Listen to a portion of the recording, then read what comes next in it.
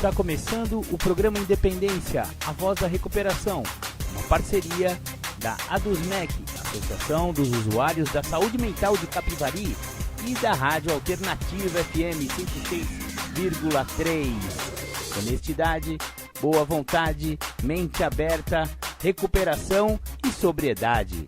Com vocês, Marco Melo. Marco Melo sou eu. Sejam todos bem-vindos a mais um programa Independência, a voz da recuperação. Estamos muito felizes com a presença de todos. Obrigado pela audiência. Hoje no programa Independência falaremos a respeito do tal do 10º passo, do guia para trabalhar os passos de Narcóticos Anônimos. Assunto este que vemos há 10 semanas já trabalhando com os passos de Narcóticos Anônimos. Bacana, bacana. Agora, para começar o programa, como sempre, The Flanders, Um Dia Perfeito. Bacana, você ouviu The Flanders, Um Dia Perfeito. Eu gosto de iniciar o programa Independência sempre com essa música, porque ela fala daquele alcoólico, aquele alcoólatra, gente de quem? Sabe aqueles gente de quem? Que acha que o alcoolismo não pode chegar até ele porque ele tem família boa, ele tem muito dinheiro, ele tem carro do ano, ele tem piscina em casa. E, portanto, uma pessoa bem-sucedida jamais poderia ser considerada um alcoólatra. Porém, lamento informar, mas o alcoolismo acomete de 10 a 15% de qualquer tipo de pessoa, independentemente de raça, credo, cor, nível socioeconômico ou nível cultural. Então, o alcoolismo vai também pegar aquele cara que tem muito dinheiro, não adianta. E essa música fala justamente disso. Fala daquele cara bem-sucedido, que era ídolo do esporte, que tinha dinheiro, tinha tudo, e mesmo assim, você viu que ele terminou, né?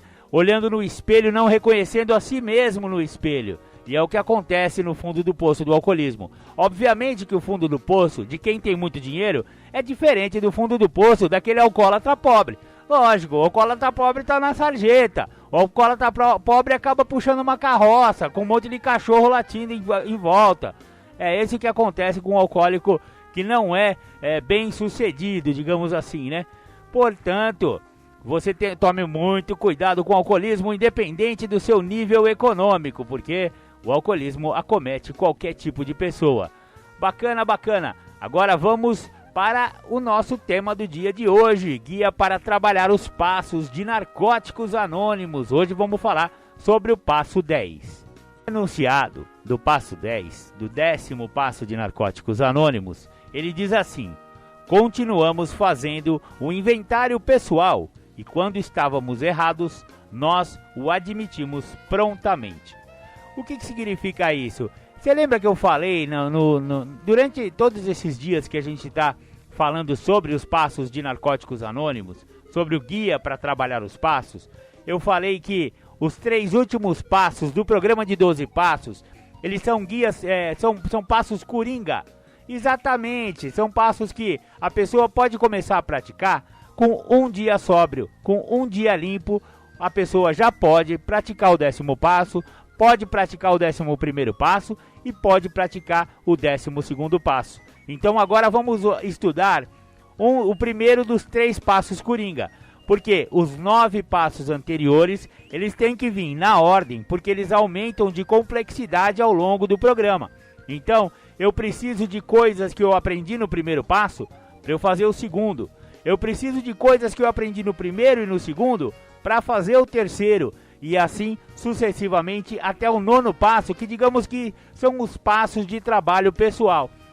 No 9º passo da semana passada, nós nos livramos dos entulhos do passado. Nós fizemos reparações diretas às pessoas que nós prejudicamos. E isso é muito importante, é um passo muito avançado no programa de recuperação de 12 passos de Narcóticos Anônimos. Agora no 10º passo, eu continuo fazendo inventário, mas Marcão, de novo esse negócio de escrever inventário, você é chato, hein, cara? Não sou eu. O programa sugere que não é mais aquele inventário que a gente fez do 4º passo, é uma coisa. Esse inventário que eles chamam de inventário pessoal e não o inventário moral. O inventário pessoal, ele é uma espécie de balanço do dia. Ao longo do dia, nós já fizemos as nossas besteiras. Não tem jeito, não tem como você ao longo de um dia não ter se descontrolado emocionalmente, não tem como você não ter sido grosseiro com a sua mãe, com a sua esposa, com o seu filho, com o seu chefe, com o seu encarregado ou com o seu subalterno, né? Dependendo do caso. E ao longo do tempo, a gente começa a aprender, pela prática do 10º passo, a fazer cada vez menos besteira. Em vez de ficar respondendo às pessoas, sendo aquela pessoa que reage muito a tudo, a gente começa a perceber que é melhor não reagir. Tem coisas que é melhor não responder. Tem atitudes que é melhor não tomar. E o 10º passo nos ajuda nesse sentido. Então eu chego no final do dia e eu analiso o dia que passou. É isso o inventário pessoal. Muitas pessoas, muitos companheiros fazem isso por escrito durante o dia. Ah, mas lá vem Marcão falar de escrever. Mas é uma escrita rapidinha. Você vai ficar 10, 15 minutos no máximo na prática do 10º passo. Porque com a prática você vai pegando, assim, o métier da coisa. Então você vai chegar lá, antes de você ir dormir, no final do seu dia, você vai ver e vai analisar o que você fez ao longo do dia. Errou? Não errou? Se você errou, você reparou? Você fez as reparações necessárias? Pediu desculpa para sua mãe, que você tratou ela com grosseria? Simples assim. Com a prática do programa, as pessoas se tornam melhores pessoas. E é esse o objetivo de uma pessoa que parou de usar droga através do programa de recuperação de narcóticos anônimos e agora ele quer ser uma pessoa melhor. Porque continuar sendo um chato, continuar sendo o cara mala que você era antes de quando você usava droga, então se você nem entra em recuperação, cara. Se for pra ser o mesmo mala, volta lá pra favela de onde você saiu, cara. Sabe? Então, aqui você tá pra fazer um programa de recuperação, pra ser uma pessoa melhor. Aí é que tá o pulo do gato da recuperação. Parar de usar droga é fácil, difícil é ficar sem usar droga pro resto da vida. Difícil é ser uma pessoa melhor. Difícil é se livrar dos entulhos, né? Das coisas ruins que a gente vai acumulando ao longo da vida. E o programa é justamente para isso, para ser uma pessoa melhor. É para isso que estamos aqui. Maravilha, maravilha. Então vamos ao texto do 10º passo. O Marcão já falou demais. Meu Deus do céu, 4 minutos e 47 segundos esse cara falando aí. Então vamos continuar aqui com o texto do 10º passo do Guia para Trabalhar os Passos de Narcóticos Anônimos.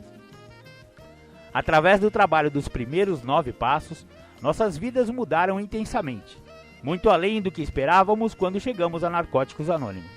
Tornamo-nos mais honestos, humildes e interessados pelos outros, menos temerosos, egoístas e ressentidos. Mas nem mesmo tais mudanças profundas têm garantia de ser permanentes. A doença da adicção sempre nos expõe ao risco de retornarmos ao que éramos. Recuperação tem um preço, requer nossa vigilância. Temos de dar continuidade a tudo o que fizemos pela nossa recuperação. Precisamos continuar sendo honestos, a ter confiança e fé, e prestar atenção em nossas ações e reações, e avaliar como essas ações estão trabalhando a nosso favor ou contra nós.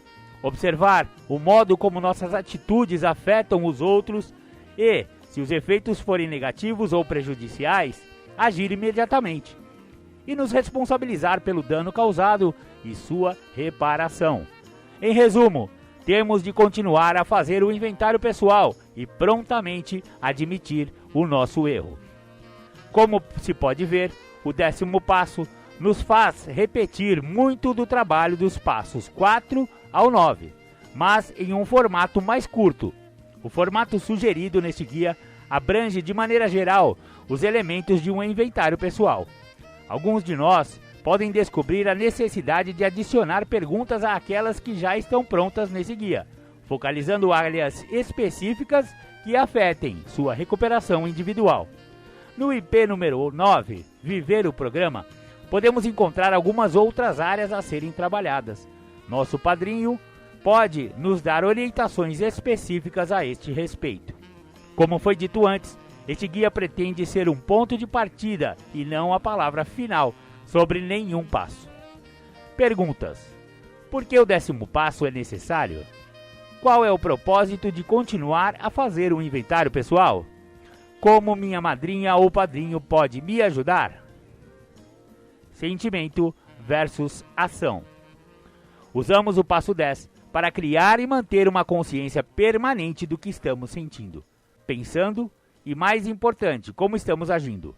Antes de começar uma prática regular do inventário pessoal, é imperativo entender o que iremos fazer.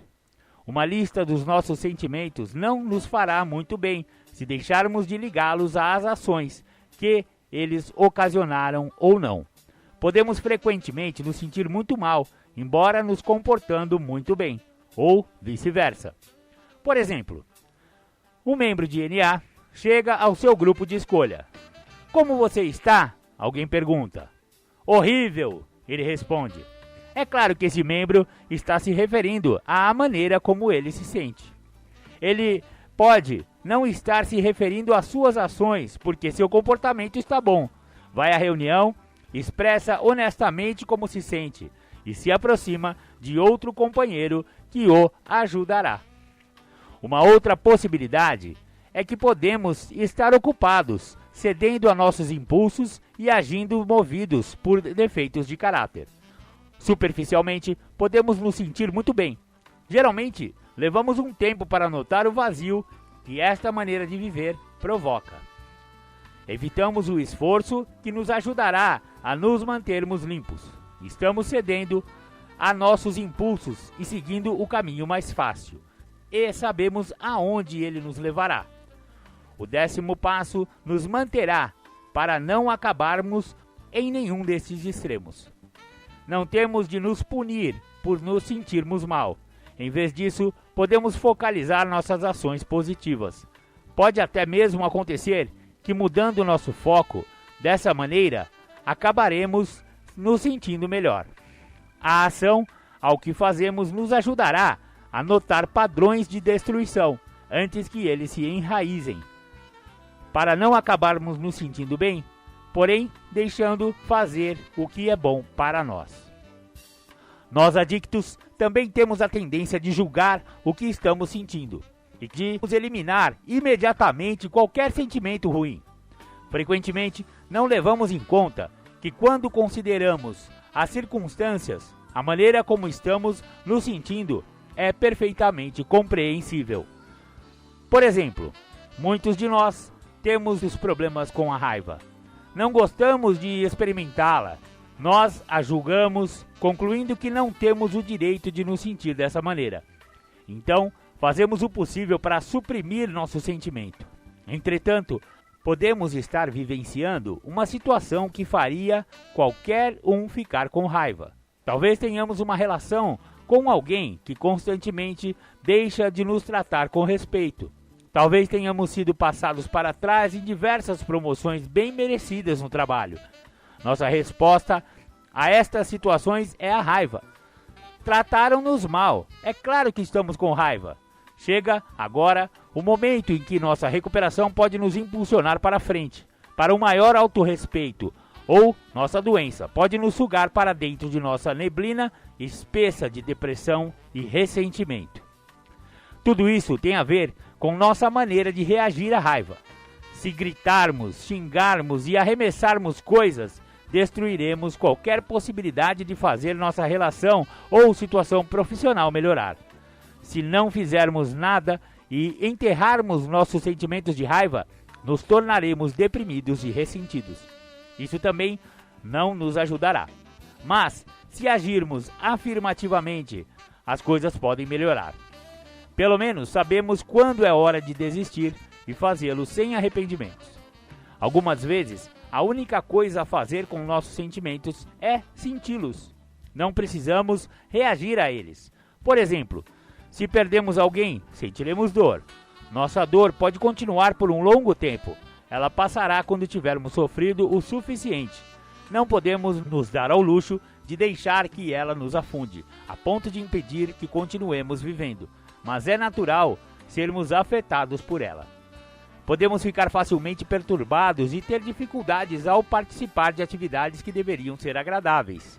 Temos de atingir um equilíbrio entre negar nossos sentimentos e deixá-los nos subjugar. Não queremos chegar a qualquer desses extremos. Isso parece um conceito simples, quase nem precisaríamos dizer. Mas muitos de nossos membros partilham que são necessários anos de recuperação para se alcançar um equilíbrio na maior parte do tempo. Assim, o 10º passo nos concede a liberdade de entrar em contato com nossas emoções, ajudando-nos a ver a diferença entre sentir e agir. Pergunta: há momentos na vida em que fico confuso com a diferença entre meus sentimentos e minhas ações? Desenvolva isso. Bacana, vamos dar uma pausa aqui. Muita coisa para se pensar, né, nessa primeira parte aí, nesse primeiro bloco de perguntas e de reflexões a respeito do 10º passo. E vamos ouvir um som aí. Bacana, voltamos com o programa Independência, a voz da recuperação. Você ouviu aí? Só por hoje eu não vou mais morrer. Música de companheiros de NA, falando sobre NA, falando sobre recuperação. Recebi essa música do meu amigo Vanderlei. Muito obrigado, Vander. Você sempre colaborando aqui com o programa Independência. Aliás, se vocês quiserem também mandar áudio, mandar vídeo, mandar música, enfim, qualquer coisa que vocês quiserem mandar para o programa Independência, basta mandar no WhatsApp da Rádio Alternativa 99650-1063. Prefixo 19 é o nosso Zap. Pode mandar. E se vocês souberem ou tiverem, né, alguma informação a respeito das coisas que a gente fala aqui, ou então das músicas que a gente toca aqui, é só mandar também nesse mesmo WhatsApp e depois numa próxima oportunidade a gente fala a respeito. Maravilha, maravilha, vamos dar continuidade aqui ao 10º passo do guia para trabalhar os passos de Narcóticos Anônimos. O tópico que vamos falar agora é certo e errado. O 10º passo nos diz que devemos admitir prontamente que estamos errados. O passo pressupõe que sabemos quando estamos errados, mas o fato é que a maioria de nós não sabe, pelo menos não imediatamente.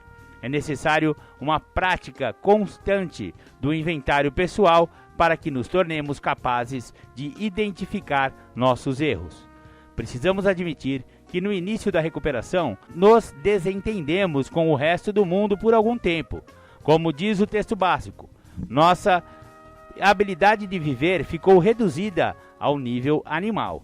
Não sabíamos nos comunicar bem com os outros. Em recuperação, começamos a aprender, mas cometemos diversos erros. Muitos de nós atravessamos um período em que ficamos rígidos em relação aos novos valores que havíamos desenvolvido. Expusemos-nos esta rigidez, não apenas a nós mesmos, mas a todos à nossa volta. Achávamos que estava dentro dos princípios e era correto confrontar aqueles cujo comportamento era inaceitável. Na verdade, inaceitável era o nosso comportamento. Éramos hipócritas e prepotentes e estávamos errados. Alguns de nós, após anos servindo como capacho para qualquer um, decidimos que nossa recuperação requeria que nos tornássemos mais afirmativos. Mas fomos longe demais. Exigíamos que todos nos tratassem muito bem o tempo todo. Ninguém podia ter um mau dia e deixar de retornar o nosso telefonema. Ninguém tinha o direito de estar emocionalmente indisponível para nós em nenhum momento. Raivosamente, exigíamos um esforço perfeito em todas as situações. Não estávamos sendo afirmativos. Estávamos imaturos e hostis. Estávamos errados. Podemos até acabar errando quando alguém nos magoa. Como? Digamos que nosso padrinho nos diga algo que nos magoe intensamente. Em vez de concordar com ele, falamos para 10 ou 12 dos nossos melhores amigos nas 3 reuniões seguintes. Antes que uma semana termine, a metade de nossa comunidade local e de NA estará falando sobre a sujeira com que o fulano contou para os seus afilhados. Isso se não distorcerem a história. Então, a situação começou sem que estivéssemos errados, mas terminamos sendo responsáveis pelos danos causados à reputação do nosso padrinho no programa, o local onde ele precisa tanto quanto nós para cometer erros e se recuperar. de acordo com o seu próprio ritmo. Perguntas. Houve momentos em minha recuperação em que estava errado e só me dei conta mais tarde? Quais? Como meus erros afetam minha própria vida e a dos outros? É muito difícil perceber quando estamos errados. Admitir nossos erros pode ainda ser mais desafiador. Como em nosso 9º passo, temos de ser cuidadosos para não causar mais danos ao reconhecer nossas falhas. Por exemplo, alguns de nós percebemos que machucamos alguém próximo, talvez porque a pessoa parou de falar conosco, mas não estamos totalmente certos do que falamos ou fizemos de errado. Em vez de dar um tempo para refletir ou perguntar à pessoa, optamos por cobrir todas as possibilidades, fazendo uma admissão genérica. Abordamos a pessoa e dizemos: por favor, perdoe-me por qualquer coisa que eu tenha feito para te ofender ou machucar durante todo o tempo que nos conhecemos. O 10º passo requer um tempo para reflexões pessoais em situações como essa. Provavelmente, se identificarmos quando a pessoa mudou de atitude em relação a nós e lembrarmos nosso comportamento imediatamente antes da mudança, sabemos o que fizemos de errado. Pode ser doloroso ou constrangedor pensar nisso, e com certeza requer esforço como todos os outros passos. Preguiça é um defeito de caráter como qualquer outro. Não podemos permitir que nos domine. E, ainda, se estivermos mais confusos, se não pudermos detectar nada prejudicial dito ou feito por nós, não há nada de errado em dizer ao outro que percebemos que ele parece estar com raiva ou indisposto conosco, que nos importamos com o nosso relacionamento e gostaríamos de escutar o que a pessoa tem a dizer. A maioria de nós teme o que irá ouvir numa situação como esta, mas não podemos deixar o medo nos impedir de trabalhar o 10º passo. Existe outra maneira de tornar a admissão de nosso erro totalmente ineficaz, admitindo-o e imediatamente apontando o que a pessoa fez primeiro, levando-nos a agir daquela maneira. Por exemplo, suponhamos que um de nossos filhos tenha se comportado mal, então gritamos e xingamos. Se, ao reconhecermos nosso erro, dissermos a ele que a sua atitude nos levou a agir daquela forma, apenas enviamos uma mensagem de justificativa, errando duplamente. Diferentemente do que acontece entre os passos 4 e 9, nos quais abordamos acontecimentos passados, o passo 10 pretende nos manter atualizados. Não desejamos deixar que erros não resolvidos se acumulem. Devemos tentar nos manter o melhor que pudermos, a par do que estamos fazendo. A maior parte do nosso trabalho consiste em fazer ajustes constantes em nossos pontos de vista.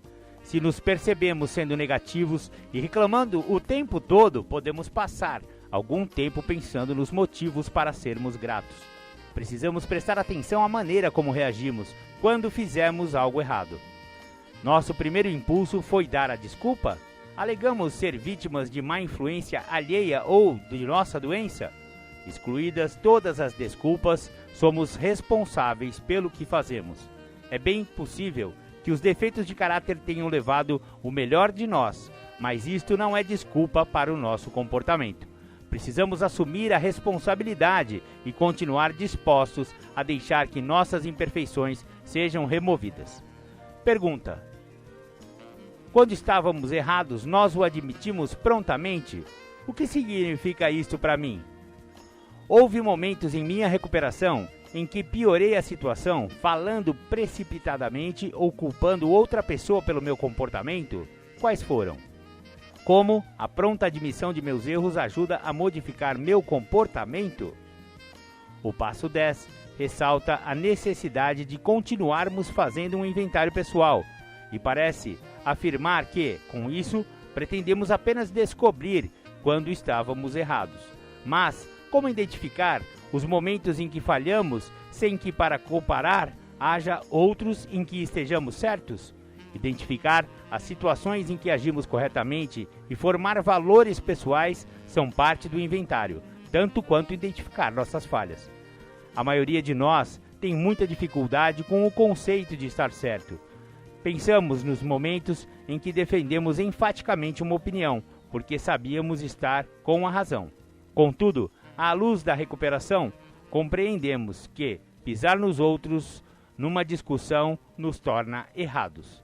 Ou refletimos sobre nossos valores pessoais. Sabemos que estão certos para nós, mas se insistirmos em que os outros os acatem, perdemos a razão e nos tornamos apenas donos da verdade.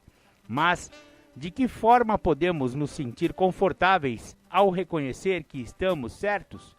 Primeiro, trabalhando o sexto e o sétimo passos, de modo que nossos defeitos de caráter não transformem nossas ações positivas em negativas. Depois, percebemos que provavelmente vai levar algum tempo, vai custar algumas tentativas e erros, antes de estarmos completamente confortáveis com nossas vidas em recuperação.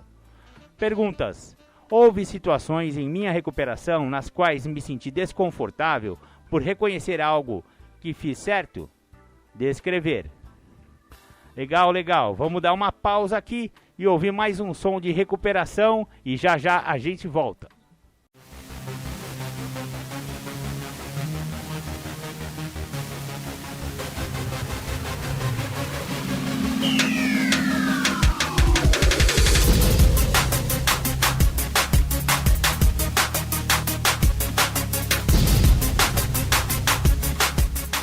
Você está ouvindo o programa Independência, a voz da recuperação. Para participar ou tirar suas dúvidas, ligue 3492-3717 ou então pelo WhatsApp 99650-1063. Voltamos com o programa Independência. Antes da nossa vinheta, você ouviu aí o Nosso Amor é DNA. Música também que o companheiro Vanderlei mandou aí pra gente. Obrigado, Vande, achei uma belezinha essa música. Essa menininha aí arrancou lágrimas deste gordelo que vos fala. Maravilha. Vamos dar continuidade aí ao 10º passo do programa do Guia para Trabalhar os Passos de Narcóticos Anônimos. O tópico que vamos estudar agora é: com que frequência deveríamos fazer o inventário pessoal? O livro Isto Funciona nos diz que se a nossa meta é manter diariamente a nossa autopercepção, é bom nos sentarmos ao fim de cada dia para trabalhar este passo. Necessitamos deste exercício diário para tornar isso um hábito e internalizar os princípios espirituais desta atividade. À medida que ficamos limpos e nossos dias de abstinência contínua se tornarem semanas, meses e anos, descobriremos que fazer um inventário pessoal tornou-se uma segunda natureza. Descobriremos que manter o caminho de nossa adequação espiritual acontece naturalmente, sem que tenhamos de pensar muito sobre isso. Perceberemos imediatamente quando estivermos indo numa direção que não desejamos, ou quando adotamos um comportamento que certamente nos causará algum mal. Nós nos tornaremos capazes de corrigir isto. De algum modo, a frequência na formalização de nossos esforços no inventário pessoal pode depender da experiência com a recuperação. No princípio, alguns de nós nos sentávamos pela manhã ou no fim do dia, ou talvez nas duas ocasiões, e dávamos uma passada no IP9, viver o programa, ou coisa semelhante, e assim medíamos a nossa temperatura espiritual.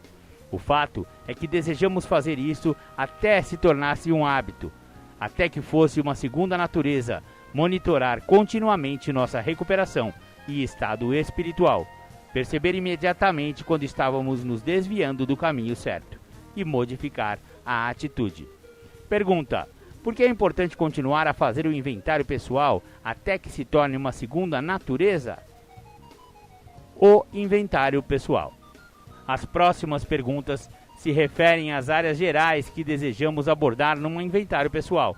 Pode haver momentos em que nosso padrinho queira que façamos um inventário de uma área específica de nossas vidas, como relacionamentos românticos ou padrões no trabalho, ou sugerir questões específicas a serem acrescentadas. Devemos sempre consultar nosso padrinho em qualquer trabalho que estejamos fazendo. Aí, pessoal, na sequência deste tópico inventário pessoal, são sugeridas 36 perguntas para que a gente reafirme a nossa recuperação todo dia. Então, algumas dessas perguntas a gente pode responder num dia, ou a gente pode pegar quais são as mais importantes e colocar. Eu não vou ler todas as perguntas e vamos dar continuidade ao guia. Quem quiser se aprofundar nas perguntas do inventário pessoal do 10º passo, a sugestão é que procure NA, que procure uma sala de narcóticos anônimos. Lá você terá acesso às literaturas, né? E você pode adquirir um livro desse que eu tenho aqui em minhas mãos. Foi assim que eu fiz e é assim que dá certo. Maravilha, vamos dar continuidade. Princípios espirituais. No 10º passo, focalizaremos autodisciplina, honestidade e integridade. Autodisciplina é essencial para a nossa recuperação. Quando estávamos usando, éramos autocentrados e auto-obcecados. Sempre procurávamos a saída mais fácil, cedendo a nossos impulsos, ignorando qualquer oportunidade de crescimento pessoal. Se houvesse algo em nossas vidas que exigisse um compromisso regular, é provável que só prosseguíssemos se não fosse muito difícil, se não atrapalhasse nossa autoindulgência ou se tivéssemos vontade. A autodisciplina da recuperação nos pede certas atitudes, querendo ou não. Precisamos ir às reuniões, mesmo se estivermos cansados, ocupados no trabalho, nos divertindo ou desesperados. Precisamos ir regularmente, mesmo quando, especialmente quando, estivermos nos sentidos hostis às necessidades de nossa recuperação. Vamos a reuniões, telefonamos para o nosso padrinho, trabalhamos com os outros, porque optamos pela recuperação em NA, e estas são as ações que ajudarão a assegurá-la. Algumas vezes fazemos nossas atividades em entusiasmo, outras precisamos de toda a nossa boa vontade para lhes dar continuidade. E, às vezes, elas se tornam tão entranhadas em nosso cotidiano que quase não percebemos que as estamos realizando. Perguntas. Por que o princípio da autodisciplina é necessário neste passo? Como a prática do princípio da autodisciplina neste passo afeta toda a minha recuperação? O princípio da honestidade se origina do passo 1 e vai frutificar no passo 10. Estamos geralmente, no mínimo, surpresos com a amplitude e profundidade de nossa honestidade, neste ponto da recuperação. Enquanto antes só tardiamente podíamos ter uma visão honesta, só percebíamos nossas verdadeiras motivações muito depois que a situação havia passado, hoje somos capazes de ser honestos a nosso respeito, enquanto a situação está ocorrendo. Pergunta: como o fato de estar consciente de meus erros, honestidade comigo, ajuda a mudar meu comportamento? O princípio da integridade pode ser muito complexo, mas é a integridade acima de tudo que comanda a nossa capacidade de praticar os princípios.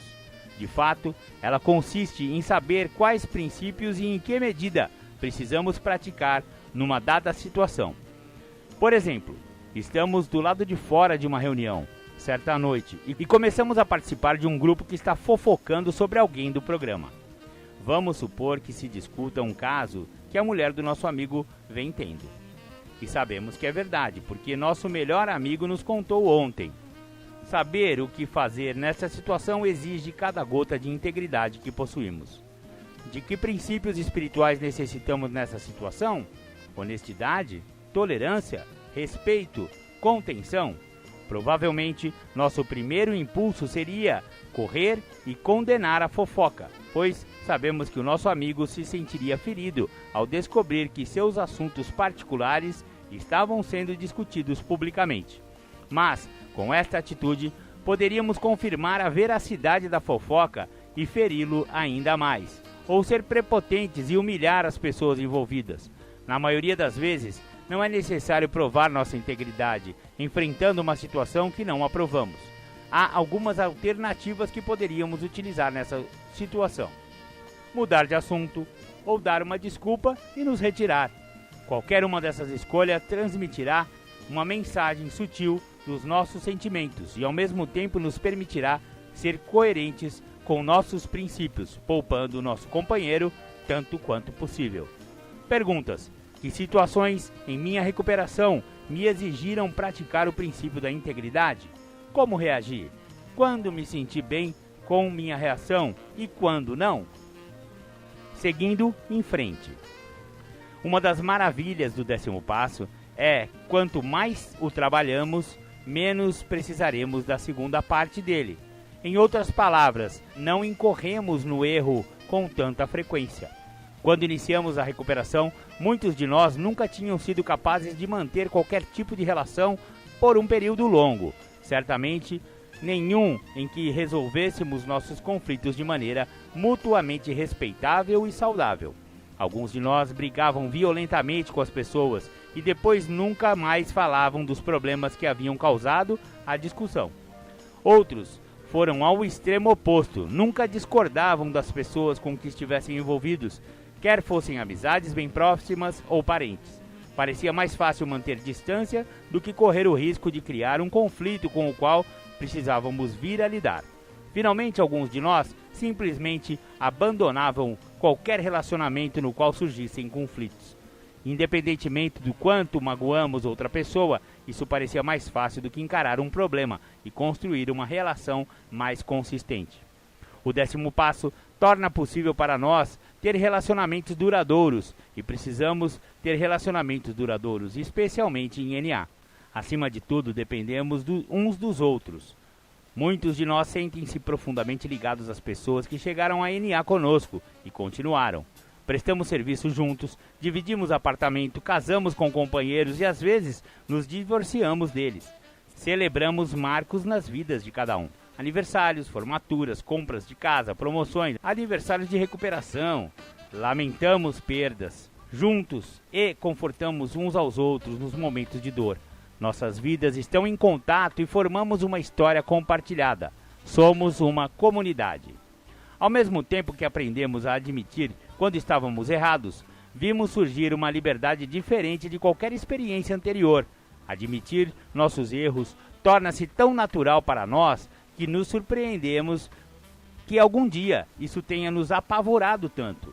Talvez, por termos nos sentido inferiores durante tanto tempo, a admissão de um erro nos fizesse sentir como se estivéssemos revelando o nosso segredo mais profundo, nossa inferioridade.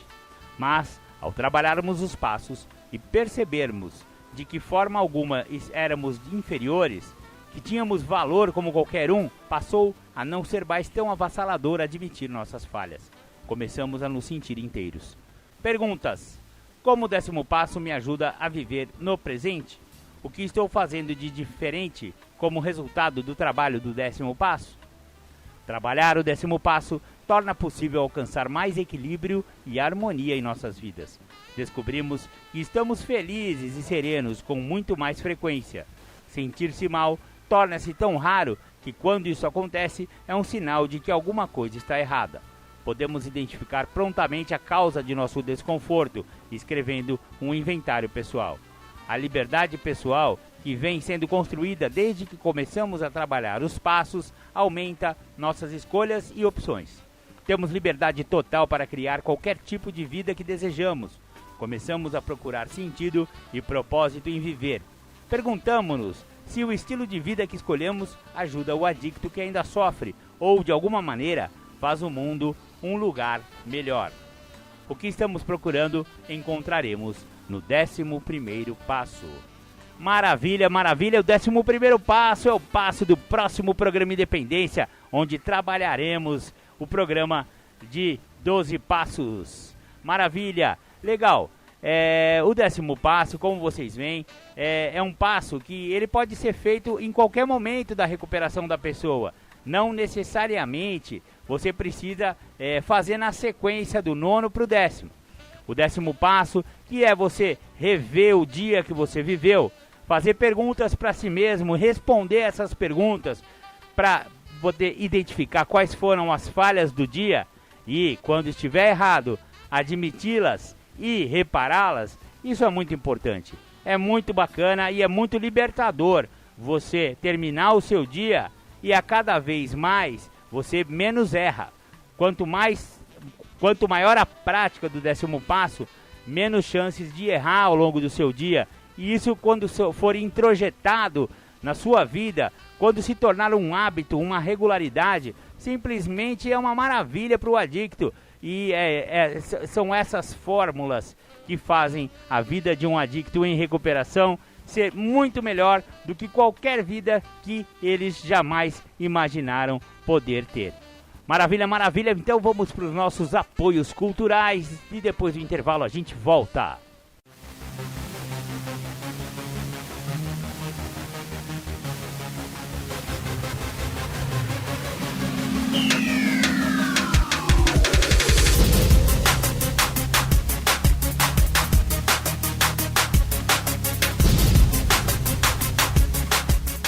Você está ouvindo o programa Independência, a voz da recuperação. Para participar ou tirar suas dúvidas, ligue 3492-3717 ou então pelo WhatsApp 99650-1063.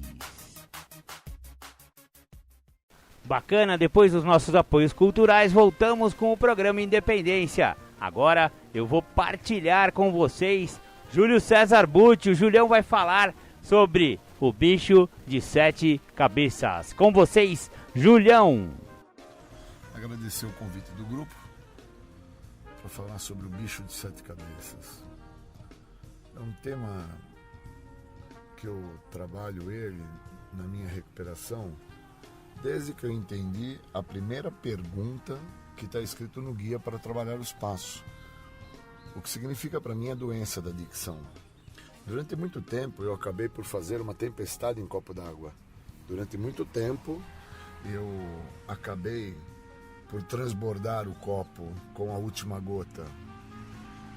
E o bicho de 7 cabeças é quando eu faço isso, uma tempestade em algo que não necessita, não me cobra essa tempestade. É quando eu fico a olhar as situações que estão se apresentando de uma maneira muito intensa, sem entender que a grandiosidade que o programa me proporciona está em olhar as coisas de uma forma mais simples. É um programa simples, é uma literatura simples, mas para pessoas que são muito complicadas. No meu caso, eu sou extremamente complicado, 110%. E com isso eu faço sim um bicho de 7 cabeças em qualquer coisa. Não olhou para a minha pessoa, não me deu o bom dia que eu queria, acreditou que eu não estava a esperar um aceno de como vai você, eu já faço um bicho de 7 cabeças, já começo a acreditar que o outro está com ressentimento meu, está com raiva minha, está com ódio meu, e começa a criar um bicho de 7 cabeças, começa a potencializar a coisa, começa a fazer com que aquela situação se transforme realmente num evento e transborda. E o bicho de 7 cabeças que eu crio está na minha maneira de pensar, está na minha forma de agir, está numa maneira a qual o programa me mostra que enquanto eu tiver essa linha de raciocínio sobre tudo e todos e as situações que se apresentam, eu vou estar extremamente comprometido. Por causa que o bicho de 7 cabeças que eu estou fazendo está numa condição lúdica que eu já deveria até ter tratado, porque são 26 anos de recuperação. 26 anos sem uso. Não tem mais químico. Eu tenho a doença, eu não sou a doença. E como eu tenho a doença, eu tenho que, no mínimo, parar de construir, parar de deixar evoluir essas ideias torpes que constroem o bicho de 7 cabeças, que fazem com que as situações e as circunstâncias estas transbordem, porque primeiro a literatura já me falou que eu não tenho controle. Então não dá para ficar criando bicho de 7 cabeças quando o outro não acena para mim. Não dá para ficar criando bicho de 7 cabeças quando o outro não me dá bom dia. Eu não posso querer com que tudo e todos estejam à minha disposição dentro de construções egóicas que eu faço da minha maneira de pensar em relação ao que o outro tem que fazer, ao que o outro tem que atingir, porque a minha vontade tem que estar a prevalecer. Então o bicho de 7 cabeças é um problema que eu trago comigo, que mostra que falta-me aceitação, falta-me boa vontade, falta-me discernimento, me falta tudo o que eu entendo que é necessário para uma pessoa viver o que o programa tem a oferecer. Mas quando eu me atento a isso, eu me melhoro muito, por causa que a ideia de quebrar a construção do bicho de 7 cabeças se dá com a interpretação do programa. Interpretar que eu perco o meu senso de limite quando eu não interpreto o que eu estou interpretando a respeito da situação que se passa. Que eu estou a construir uma ideia através de uma imagem que eu estou vendo, onde aquela imagem não transcreve o que é real e verdadeiro, é uma imagem. Que essa imagem pode estar se apresentando numa situação e essa situação, ela não é definitiva, pode mudar. Então eu construo o bicho de 7 cabeças em algumas situações, construo nessas situações esse bicho de 7 cabeças, porque eu não vejo a importância que existe no que o programa tem a oferecer. E enquanto eu não ver isso, eu estou extremamente comprometido. Porque qualquer coisa vai transbordar o copo. Qualquer coisa que seja plausível, verídica ou inverídica, como a literatura fala, vai transbordar. Eu preciso entender sobre o que se refere às situações que eu estou passando. Eu preciso entender. Se eu não entender isso, eu estou extremamente comprometido. Não vejo a importância que tem do programa na minha vida. E uma vez que eu vejo a importância a qual o programa tem na minha vida, eu não fico a construir um bicho de 7 cabeças numa relação que tinha que se apresentar daquela maneira, o final daquela relação tinha que ser daquela forma e não embasado na minha vontade.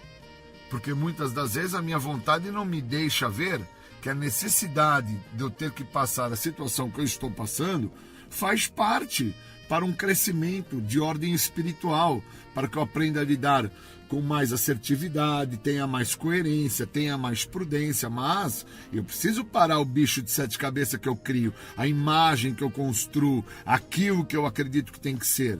Porque isso está muito vinculado a uma compreensão egóica, onde o meu egocentrismo ele prevalece em tudo e em toda a situação.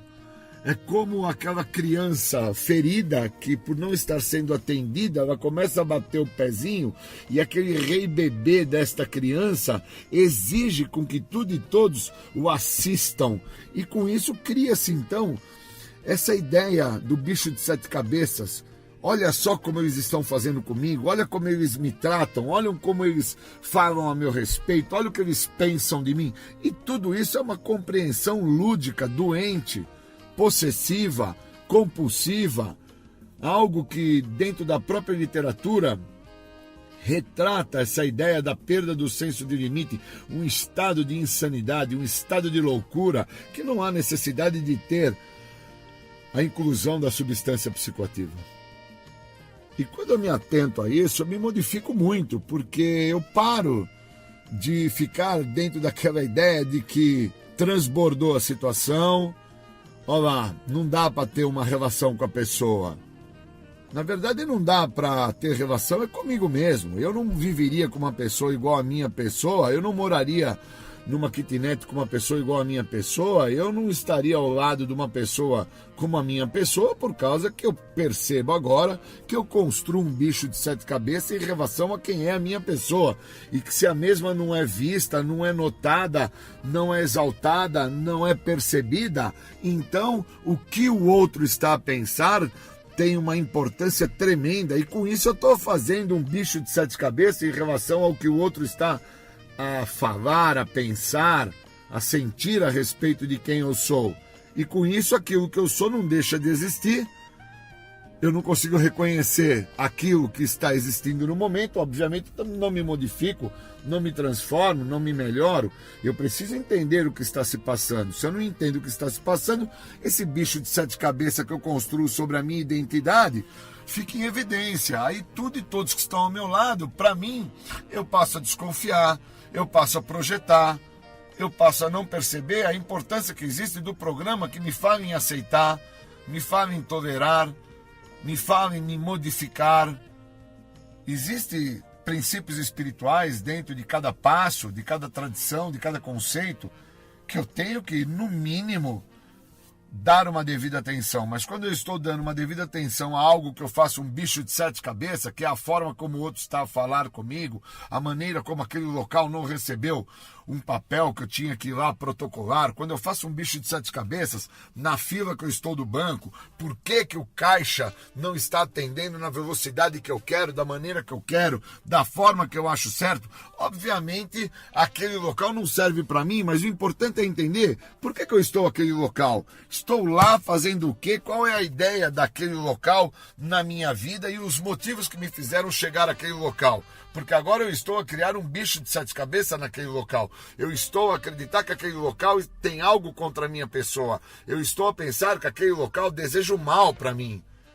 E todos esses sintomas que se apresentam são sintomas de um cara que é portador de uma doença essa progressiva, incurável de fins fatais, que me compromete muito. Por isso que eu crio um bicho de 7 cabeças em tudo e com todos. Porque eu não uso o que o programa tem a me oferecer. Eu não busco um processo de pacificação através do programa. Eu estou buscando com que o outro me aceite da maneira que eu sou e que o outro me tolere da maneira que eu sou. E se o outro não faz isso, então eu crio um bicho de 7 cabeças, porque o outro tem que me aceitar da maneira que eu sou. Eu sou desse jeito e ponto.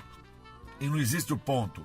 Existe uma vírgula que me falta fazer e completar a frase. Eu não me modifico, eu não me transformo, que vem tudo atrás da vírgula, não é ponto. Eu sou assim e ponto.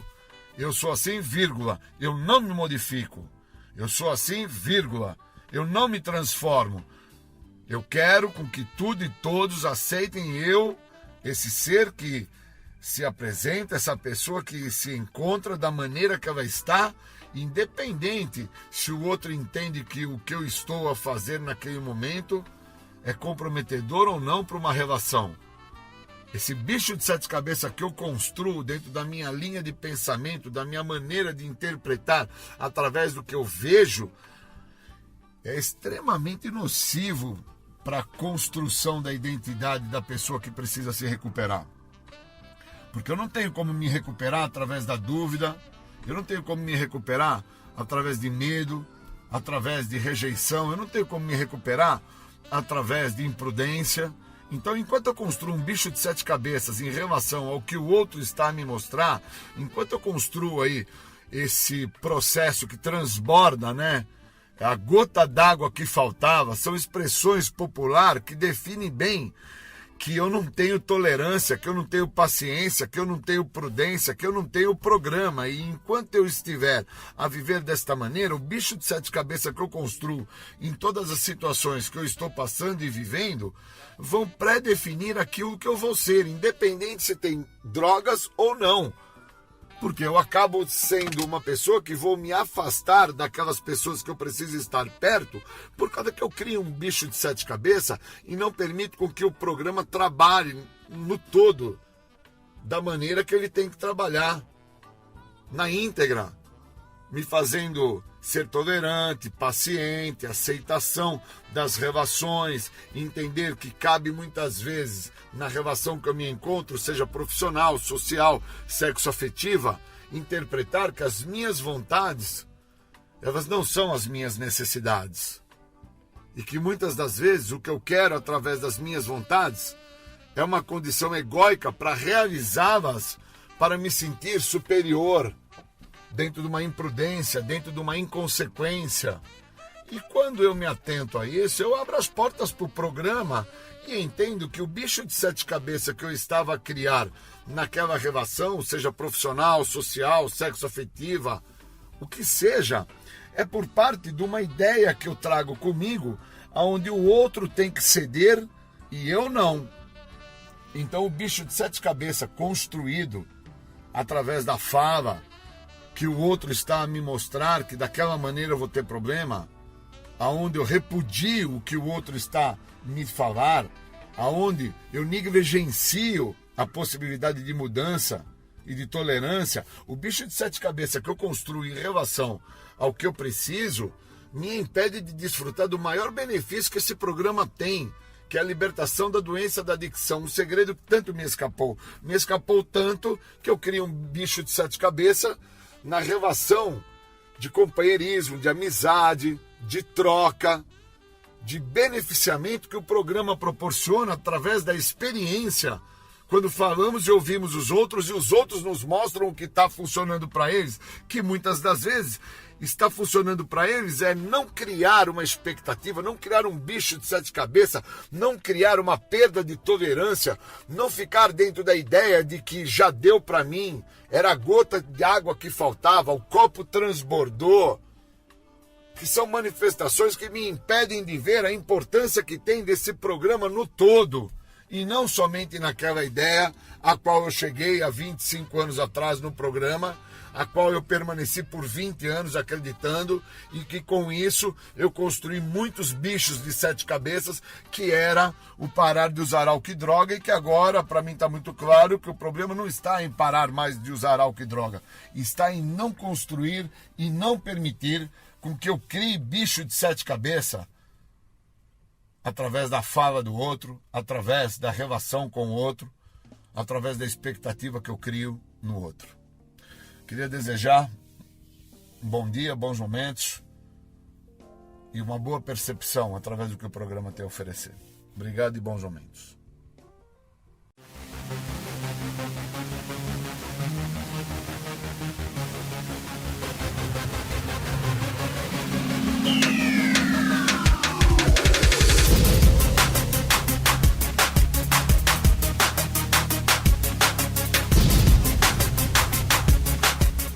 Você está ouvindo o programa Independência, a voz da recuperação. Para participar ou tirar suas dúvidas, ligue 3492-3717 ou então pelo WhatsApp 99650-1063. Bacana, voltamos com o programa Independência. Você ouviu aí Júlio César Butti, Julião falou sobre bicho de 7 cabeças. Bacana, agora vamos para o nosso amigo que tá virando já figurinha marcada no programa Independência, Bruno Góes, Bruno Renato Góes, meu grande amigo. Muito obrigado, Bruno, pelas suas participações aqui, mesmo que involuntárias, no programa Independência. O Bruno tem um canal no YouTube, Codependência com Bruno Góes. Se vocês tiverem interesses, eu tenho certeza que vocês têm, vão lá no YouTube e procurem lá, Bruno Góes. E vocês vão encontrar um canal que eu tenho certeza que vocês vão querer se inscrever. Então, com vocês, Bruno Góes, e o assunto que ele vai tratar é o que a família deve fazer depois da internação. É, dona Maria, você que é codependente, você que tem um filho que deu trabalho, que você precisou interná-lo, seja voluntária ou involuntariamente, uma hora ele vai sair da internação. E aí, o que fazer? Esse vídeo, quer dizer, aqui não é vídeo, aqui é áudio, né? Mas é um vídeo lá no YouTube, vocês vão saber o que Bruno Góes, especialista em codependência e independência química, tem para dizer sobre esse assunto. Com vocês, Bruno Góes. E cá estou eu para falar sobre pós-tratamento aí, né? Pós-internação. Eu até ia colocar no tema, né? Pós-tratamento, e aí eu fiquei pensando e eu falei, não, tá errado, não é pós-tratamento, é pós-internação, porque o tratamento ele não para, o tratamento ele não acaba, o tratamento ele continua, né? Então eu acabei retificando o tema ali, eu coloquei pós-internação, e é justamente sobre isso que eu quero falar no dia de hoje. O tratamento ele não para, o tratamento ele continua. Bom, sem mais enrolações, sem mais apresentações, vamos direto para o tema então. Como eu falei, eu acredito que a grande maioria das pessoas, né, quando me perguntam isso, no fundo, o principal medo dessas pessoas é a recaída. A minha pergunta é, o que é que ele estava fazendo para a manutenção do seu tratamento? E isso por mais banal que pareça, por mais simples, por mais óbvio que pareça, é uma pergunta extremamente importante. E por que eu digo que é importante? Porque ela responde muitas coisas.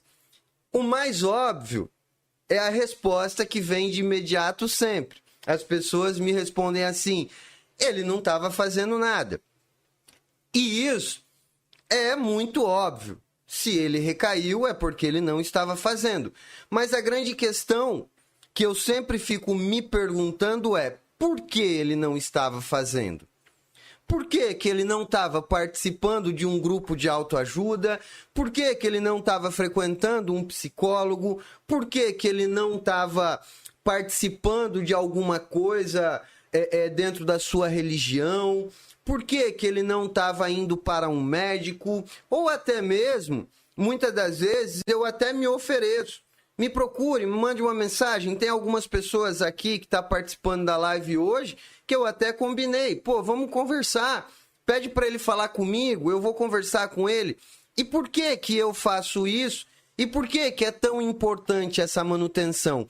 E é aí onde entra uma questão que eu sempre insisto nela. Fica até meio repetitivo, mas é onde a maioria das pessoas erram. É onde a maioria das pessoas se perdem. A compreensão de que a adicção, dependência química, de fato é uma doença. E para além de uma doença, é incurável. Isso é inquestionável. Isso não é negociável. Isso não dá para barganhar, não dá para brincar. Não é o Bruno que está dizendo isso. Não sou eu. Isso quem diz é a Organização Mundial da Saúde. Isso quem diz é a literatura de Narcóticos Anônimos, que foi escrita em 1956.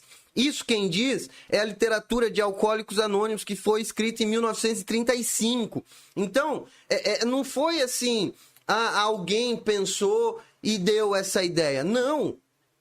Essa questão de fato, ser uma doença, ser um transtorno, estar lá catalogado, né, no Código Internacional de Doenças, está lá catalogado no CID. Para além disso, está explícito, é incurável. Isso significa que não é negociável. É a mesma coisa quando uma pessoa descobre que tem diabetes.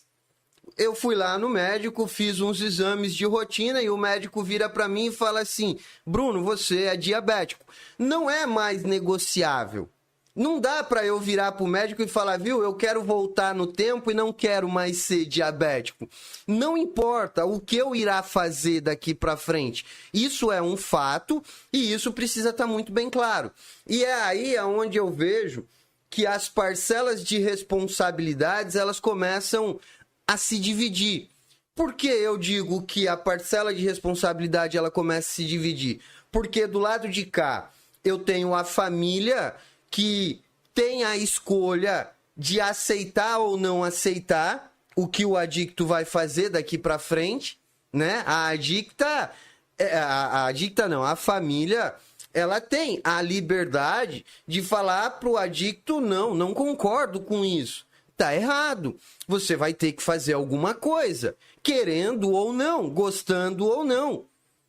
O médico, ele não pergunta para o diabético se ele gosta da insulina, se ele gosta de tomar medicação, se ele gosta de não comer doce. O médico, ele não pergunta isso, ele simplesmente diz: você vai ter que tomar insulina. E ponto final.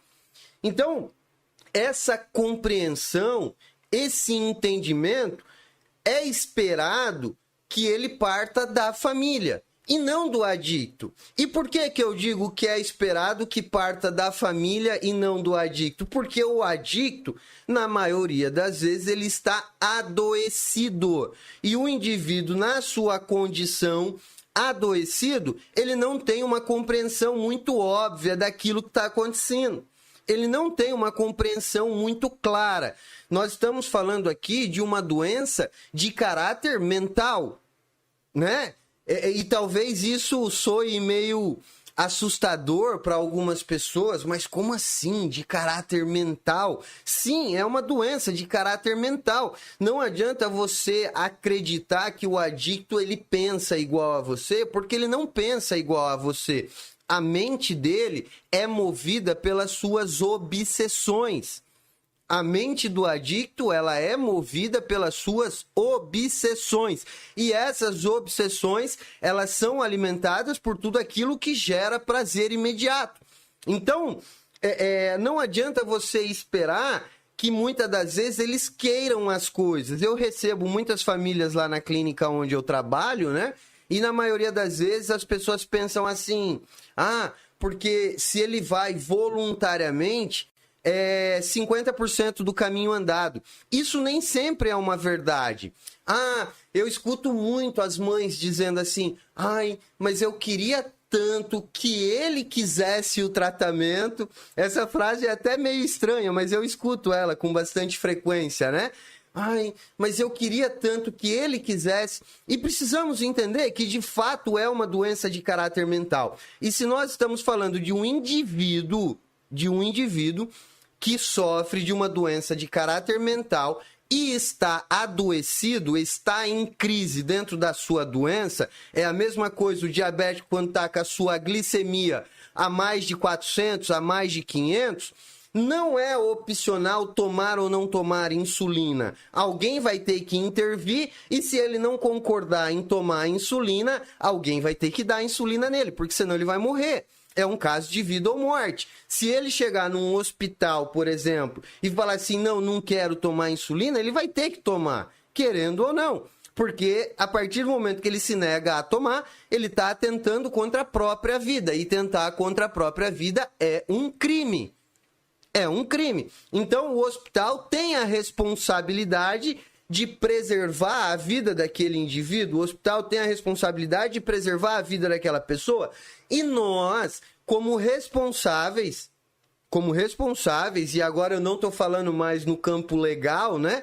Eu estou falando no campo moral, família, nós, como responsáveis, temos o dever também de preservar a vida dessa pessoa, porque ela sofre de uma doença de caráter mental, estando em crise, ela não vai concatenar com lógica, não vai ter muita coerência o que ele vai pensar. Logo, alguém tem que intervir nesse processo.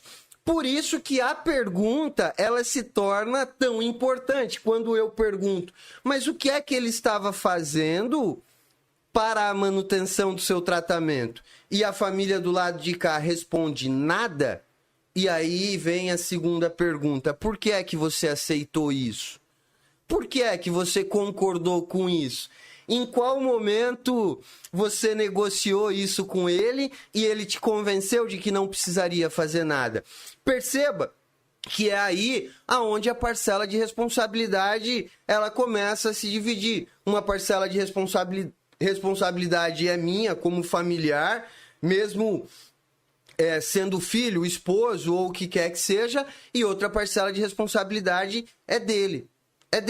Então, eu acho que o mais importante de tudo nesse momento aqui na live, né, é falar da nossa parcela de responsabilidade. É falar daquilo que compete a nós. Porque nem sempre, na grande maioria dos casos, o adicto, ele vai querer de fato. Nem sempre. Na grande maioria dos fatos, na grande maioria dos casos, ele não vai querer. Na grande maioria dos casos, ele não vai concordar. Ele vai tentar negociar com você. Ele vai tentar barganhar. Ele vai falar que ele está trabalhando e que ele está pagando as contas dele em dia e que ele vai para a academia e ele vai praticar esporte e ele vai fazer um monte de coisas, ele vai arrumar uma namorada, ele vai reconciliar o casamento dele, ele vai cuidar dos filhos, ele vai ficar em casa, ele vai prometer um monte de coisas, mas aquilo que de fato precisa ser feito, na grande maioria dos casos, acaba não sendo feito. E é esse o ponto de partida por onde a gente começa esse nosso encontro de hoje. O que de fato precisa ser feito, então? Quando eu consigo compreender o que é a adicção, o que é a dependência química e a gravidade, o quanto isso implica na minha vida e na vida dos meus, eu começo a entender a responsabilidade que eu tenho em ajudar, em conduzir. E eu não estou dizendo aqui que você precisa amarrar o cara dentro de casa e dar uma dose de recuperação nele na marra. Não é isso que eu estou dizendo. O que eu estou dizendo aqui é que existe alguns meios pelo qual você pode conduzir essa situação para que ele tenha a necessidade de fazer sem que ele perceba que ele está sendo conduzido, sem que ele perceba que a coisa já está acontecendo. Um exemplo disso, muitas das vezes, é quando a família chega lá na clínica, né, para um dia de visita, e isso é muito comum acontecer. A família chega e a primeira pergunta que sempre sai, sempre, essa é muito clássica. A pergunta é: você está gostando daqui? E é muito óbvio que o adicto, ele não vai gostar da clínica. Sem sombra de dúvidas. Nem eu gosto da clínica. Nem eu. É um lugar cheio de regras, tem um monte de disciplina, é monitorado, tem um monte de gente que fica lá o tempo todo observando para ver onde eu estou errando. Enfim, é um ambiente restrito, eu não posso fazer tudo que eu quero na hora que eu quero, do jeito que eu quero. Então, na maioria das vezes, não é legal, não é bacana, não é bom estar internado. Mas a pergunta é, o primordial é ele gostar? Porque o primordial não é ele gostar. Isso não é primordial, isso nunca foi. Não é importante ele gostar. Nunca foi importante ele gostar. A grande pergunta é, o tratamento está funcionando? O tratamento está dando certo? E aí, a gente acaba perdendo muito tempo, e quando eu digo perdendo muito tempo, eu vejo, na maioria das vezes, a família perdendo o tratamento todinho do adicto, preocupado se ele está gostando da clínica ou não, se a clínica está sendo legal ou não, se a clínica está fazendo bem para ele ou não. E a grande questão é que, volto a repetir, nós estamos falando de uma pessoa que vinha num padrão de descontrole comportamental, que não se refere apenas ao vício, não se refere apenas ao vício. Logo, estar num ambiente controlado, monitorado, não vai ser tão agradável assim. E nem é esse o principal. Porque se fosse para gostar, tinha que ir para um hotel, não para uma clínica. Hotel é onde eu vou lá, eu sou recebido, eu passo alguns dias e no final eu preencho uma ficha para falar se foi legal, se não foi legal, se a minha estadia lá foi agradável ou não foi agradável, se o atendimento foi bom ou não foi bom. Clínica não é isso. Clínica é um ambiente de tratamento. E a família, por sua vez, deve aproveitar esse tempo que o indivíduo, o adicto, está em um ambiente seguro, em um ambiente preservado, para começar a se posicionar. E é aí aonde eu sempre pego no pé das famílias. Posicionamento. Se eu não mudar o meu posicionamento, se eu não começar a mudar a minha maneira de me comportar diante do adicto, não é por ele. Não é por ele. Consequentemente, eu irei ajudá-lo. Mas antes de ajudá-lo, logo, eu preciso me cuidar também. Eu preciso entender qual é a minha parcela de responsabilidade. E dentro dessa parcela de responsabilidade, na maioria das vezes eu vou ter que falar não. Na maioria das vezes, eu vou ter que fazer o papel da clínica. Na maioria das vezes, eu vou ter que estabelecer limite. Esses dias eu estava conversando com algumas famílias que estão nessa condição, né, de pós-tratamento, acabou de sair da clínica e agora o que é que eu vou fazer? Ele vai chegar em casa e eu sempre digo a mesma coisa, olha só, não deixa nem desfazer as malas. Não deixa nem desfazer as malas. Entrou em casa, a primeira coisa que você faz é sentar frente a frente, olho no olho e vamos conversar. Vamos estabelecer aqui algumas regras de bom convívio. Vamos estabelecer um relacionamento saudável, uma conversa franca e honesta, talvez pela primeira vez na vida. Talvez pela primeira vez na vida, porque em alguns casos é muito comum. O adicto ele vai tomando um espaço na vida da família, ele vai consumindo um espaço na vida da família e a família já não tem mais nem o direito de opinar, já não tem mais nem o direito de falar.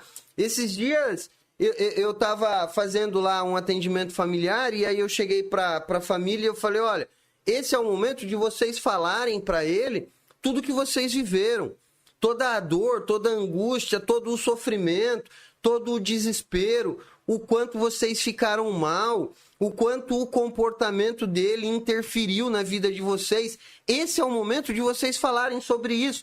E aí ela regalou o olho assim para mim, mas eu posso falar sobre isso? Lógico que pode, deve, por que não? Aí logo vem aquela pergunta, mas e se ele não gostar? E eu volto a repetir, a questão não é ele gostar, a questão é ele entender qual é a mensagem que você tem a passar para ele. E nesse momento, pós-internação, a primeira mensagem que tem que ficar muito clara, muito, é inquestionável. A primeira mensagem que tem que ficar explícita é: a partir de agora, as coisas mudaram. A partir de agora, as coisas mudaram. E por que eu digo que é essa mensagem que tem que ficar explícita de imediato? Porque por um impulso, mesmo que irracional, e na maioria das vezes até é irracional, ele está voltando para o mesmo ambiente com as mesmas pessoas. Mesmo que ele não queira, haverá uma predisposição natural a ele voltar aos mesmos padrões de comportamento, porque somos seres de hábito. Então, há uma tendência natural. Voltou para o mesmo ambiente com as mesmas pessoas, há uma predisposição natural a ele voltar aos mesmos padrões. E se nesse momento não houver uma intervenção de parar ali na frente dele e falar, olha, as coisas mudaram, transmitir uma mensagem diferente, de um modo que ele não espera, de um modo que não seja como era antes, as coisas começam a mudar. Vai gerar uma insegurança. E o objetivo é esse mesmo, é deixar o adicto inseguro. E por que eu digo que o objetivo é esse? Porque se ele souber qual será o seu próximo passo, se ele souber qual será a sua próxima atitude, se ele souber o que é que você vai fazer, certamente ele vai se aproveitar disso para estar um passo à sua frente. Não tenha dúvida disso. Ele sempre terá uma resposta na ponta da língua para te dar, porque ele sempre vai estar um passo na sua frente. Então a questão é, eu preciso estabelecer esse limite. Olha só, você esteve em tratamento, ao longo desse processo todo, eu pude rever tudo aquilo que eu vivi com você nesses últimos tempos, percebi o quanto me fez mal tudo isso, o quanto me machucou, e por esse motivo eu também busquei um tratamento para mim. E aí a linguagem ela tem um papel fundamental, porque eu começo a tirar o peso. Eu também tenho um tratamento para mim, isso tem uma importância fundamental para o adicto, porque nesse momento ele está se sentindo um alienígena. Nesse momento ele está se sentindo um ET. E quando você fala para ele, eu também estabeleci um tratamento para mim, se torna normal a gente falar de tratamento dentro de casa. Se torna normal a gente falar de tratamento dentro desse ambiente. Então eu começo a estabelecer algumas palavras, eu começo a estabelecer algumas condutas. Dentro do meu tratamento, eu entendo que precisamos estabelecer algumas regras de boa convivência aqui entre nós, porque senão as coisas não vão dar certo. Não vai ser bom para você, também não será bom para mim, porque com o seu sofrimento eu também sofro e nós vamos voltar exatamente para onde nós estávamos. Como eu não quero voltar para lá e acredito que você também não quer, Vamos estabelecer agora aqui algumas regras? Vamos fazer um combinado, eu e você aqui? E perceba que não é barganha, não é negociação. É uma imposição de uma maneira muito sutil, de uma maneira muito discreta. O combinado é esse. Você concorda com isso? Olha só que legal. Pronto, agora você assina aqui para mim e vamos daqui para frente. Pô, Bruno, mas precisa de toda essa teoria? Pô, Bruno, mas precisa de toda essa metodologia? Bruno, mas precisa de todo esse desenho? Sim, precisa. Precisa de toda essa formalidade? Sim, precisa. Por que que eu digo que precisa? Porque o adicto, se você falar para ele talvez, muito provavelmente para ele será talvez sim, mas para você talvez não. Porque você ficou em dúvida pendendo para ou não, ele vai entender como talvez sim, e isso vai gerar um conflito. Por exemplo, mãe, o que a senhora acha de me dar uma moto? Quero uma moto de presente, preciso de uma moto para poder trabalhar, para poder ir no grupo, para poder participar das reuniões, para poder me locomover. O ônibus está muito caro, não é legal, é perigoso, tem coronavírus. Que tal a senhora me dar uma moto aí? Financia no teu nome, eu arrumo um emprego e pago as parcelas? Que tal? Aí você vai responder para ele assim: filho, eu vou pensar sobre isso, talvez dê certo. Na cabeça dele, ele já ganhou a moto. Mas na sua, você está buscando um jeito de falar não para ele. A sua insegurança não deixou falar não, porque você sabe que não vai dar certo. Você sabe que isso vai dar problema. Você sabe que não é esse o caminho. Então você está buscando um jeito de falar não, mas ele já entendeu sim. E amanhã ele vai virar para você e vai falar assim: mãe, e minha moto? Aí você vai falar para ele: mas que moto? Aquela que você me prometeu ontem. Eu prometi? Sim, a senhora prometeu, a senhora falou que ia pensar, talvez. E ele vai começar a cozinhar o teu cérebro e ele vai começar a infernizar, até ele te vencer pelo cansaço. E assim foi com a grande maioria das coisas. Eu estou usando aqui exemplo de moto, mas eu poderia citar qualquer outro exemplo, porque eu tenho certeza que foi assim na maioria das coisas. Você queria falar não, você falou talvez pela sua insegurança, ele entendeu sim, e logo ele entendeu sim, você queria dizer não, gerou um conflito, e no meio do conflito quem ganhou foi ele. Então precisa dessa formalidade? Sim, precisa dessa formalidade. As coisas elas precisam estar extremamente claras. Se elas não estiverem extremamente claras e desenhadas, ele não vai entender. Ele vai começar a tirar conclusões da própria ideia e essas conclusões vão levar para onde ele quer ir, na maioria das vezes, movido pela sua doença. Então, perceba que quando eu falo de como receber, dentro desse processo, as coisas elas não são negociáveis. Em qual momento desse processo aqui está incluído o seu tratamento? E lembre-se que eu estou falando para você fazer isso antes dele desmanchar a mala. E por que antes dele desmanchar a mala? Porque se ele desmanchar, ele vai relaxar. Ele vai relaxar. E aí o clima da clínica, né? O clima da onde ele estava já passou. Ele já se ambientou. Ele vai deitar na cama, esticar as pernas e muito provavelmente ele vai falar assim: depois a gente conversa.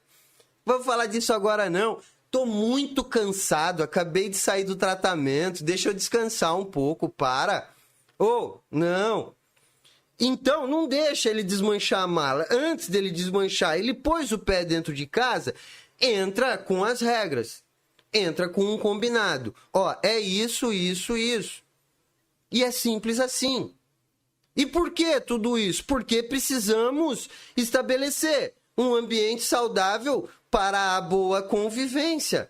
Logo, indiretamente, você está impulsionando ele, você está conduzindo ele para fazer aquilo que precisa ser feito.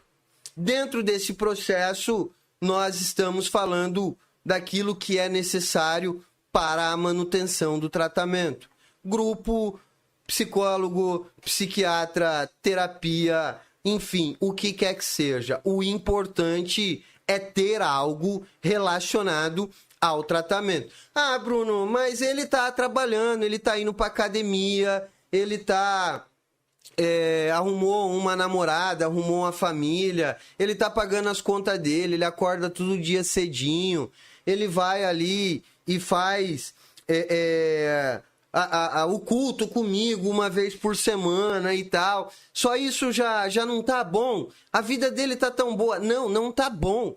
Não tá bom. E por que eu digo que não tá bom? Porque se o diabético ele não medir a glicemia dele todos os dias, ele não vai saber qual é a taxa. Logo, ele não vai saber qual é a dose que ele vai ter que tomar de insulina. Então, a manutenção do tratamento do adicto, a manutenção do tratamento é justamente para que ele possa fazer a medição. Assim como o diabético tem que medir a glicemia dele todos os dias, o adicto ele também tem que fazer o tratamento dele, fazer a manutenção dele. Eu faço há 17 anos. Fazem 17 anos que eu tô limpo, 17 anos que eu tô em recuperação, 17 anos que eu não uso droga, 17 anos que eu não tenho contato com nenhum tipo de substância, mas ainda assim eu me mantenho dentro de um processo. Eu tenho contato com adictos em recuperação todos os dias. Eu me relaciono com pessoas que estão em recuperação todos os dias. Eu tenho os meus mecanismos de tratamento para todos os dias. Então, não dá para brincar. Não dá para negociar, não dá para barganhar. Ah, Bruno, mas ele tá indo para missa todos os dias comigo, ele vai lá, ele assiste o culto, ele conversa com o pastor. Não. Ele ir para missa é legal? É legal. Ele ir para o culto é legal? É legal. Continua indo para o culto, mas também faça alguma coisa para a manutenção do seu tratamento. Por quê? Porque o que eu vou conversar com o pastor, com o padre ou quem quer que seja, não tem nada a ver com a minha adicção ou com a minha dependência química. Não tem nada a ver, porque eles não são profissionais para isso, eles não vão entender, eles não vão saber. Não dá para negociar isso. Então, eu dei aqui hoje um script, né? Eu desenhei aqui como conduzir esse processo, né? Pós-internação. Né? Eu acredito que eu fui bem claro, né?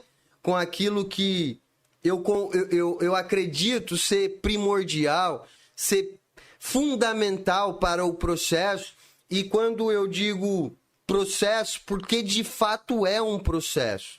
A recuperação, ela não acontece do dia para a noite. Né? Não é simplesmente eu parar de usar droga. O processo ele é ao contrário. A minha vida ela tem que ter um sentido e um significado para que eu não precise usar droga. É diferente as coisas. Eu não paro de usar droga para ter uma vida que vale a pena ser vivida. Não. Eu vivo uma vida que vale a pena ser vivida para que eu não precise usar droga. E isso precisa estar muito bem claro para vocês. Acredito eu essa ser uma das grandes parcelas de responsabilidade da família. Conduzir, ajudar, auxiliar. E se tiver que apontar, se tiver que mostrar, mostre. Mostre. É melhor eu pecar pelo excesso, entre aspas, né? Eu pecar por ter falado, do que morrer na dúvida de não ter falado. É melhor eu errar fazendo do que ficar na dúvida se ia dar certo ou não. Então, nessa hora, eu prefiro pecar pelo excesso. Nessa hora, eu prefiro ir por aquilo que mais me ajuda. Eu vou dar um exemplo bem claro aqui para vocês. Quando a gente fala de adicção, dependência química é uma doença e essa doença ela tem características comportamentais. Logo, para eu tratar os meus comportamentos, eu preciso dar nome a esses comportamentos. E aí, lá na clínica, por exemplo, onde eu me relaciono muito com os adictos e tal, né? Eu faço palestra, eu faço atendimento e tal. Dentro desse processo, quando eu vou fazer referência ao meu processo de tratamento para eles, Se a pergunta é, Bruno, você é desonesto? Sim, eu sou desonesto. E por quê? Porque a desonestidade é um comportamento. E aí eu prefiro falar que eu sou, e dentro desse processo eu me coloco a pensar aonde é que eu fui desonesto, e logo eu começo a entender a importância de eu passar a ser honesto, do que eu simplesmente falar, não sou desonesto. Não sou. E aí eu passo de bonzão. Não, eu sou o menino honestão da clínica. Eu sou o menino honestão do Rio Grande do Norte. Não. Eu prefiro pecar pelo excesso. Bruno, você tá limpo há 17 anos. Você manipula pessoas? Sim, eu manipulo pessoas. E por quê? Aí eu me coloco a pensar e eu começo a entender em quais situações eu manipulei pessoas. E dentro desse processo, eu começo a entender o processo da minha doença. Então, é melhor eu pecar pelo excesso, eu pecar por fazer, do que eu morrer na dúvida. Né? Então, quando eu insisto, né, nessa questão de trazer o adicto para o processo, conduzir ele ao processo, é justamente disso que eu estou falando. É melhor eu falar para ele aquilo que eu penso, aquilo que eu acho, aquilo que eu vejo, do que eu não falar e ver ele se perdendo cada vez mais. E ver ele cada vez mais interferindo na minha vida, atrapalhando todos os processos, se descontrolando. Então, é melhor eu falar. Bom, gente, por hoje é só, então. Gostaria de agradecer imensamente o carinho, a participação de todos aqui nessa live, nesse encontro, nesse momento. Sexta-feira que vem, às 21h30, estaremos de volta aqui no YouTube para esse bate-papo. Quem tiver sugestão de tema, só deixar escrito aqui. Para quem participa depois, né, não participa aqui ao vivo, assiste depois a gravação, escreve aqui nos comentários para eu saber que você assistiu, para saber que você participou. Escreve aí qualquer coisa só para eu saber que você estava aí, tá bom? Gente, fica com Deus. Beijão no coração de todo mundo. Até a próxima sexta-feira, às 21h30. Legal, meu amigo Bruno Góes, muito obrigado pela sua live, muito obrigado pelas suas palavras. Eu acho que muitas mães e muitas esposas, também alguns esposos, mas são mais as esposas do que os esposos, vão ter se identificado com a sua live, porque fala bastante de um ente querido que está internado, né? E o que fazer após a internação. Legal, legal. O programa Independência vai ficando por aqui. Nos vemos novamente no domingo que vem, nessa mesma bate-hora, nesse mesmo bate-canal. E agora vocês ficam com as pedradas do rock and roll, com eu mesmo, Marco Melo Gordelo, vai botar muito rock and roll na veia aí pra vocês. Fiquem com Deus, muito obrigado e até mais. Tchau, tchau.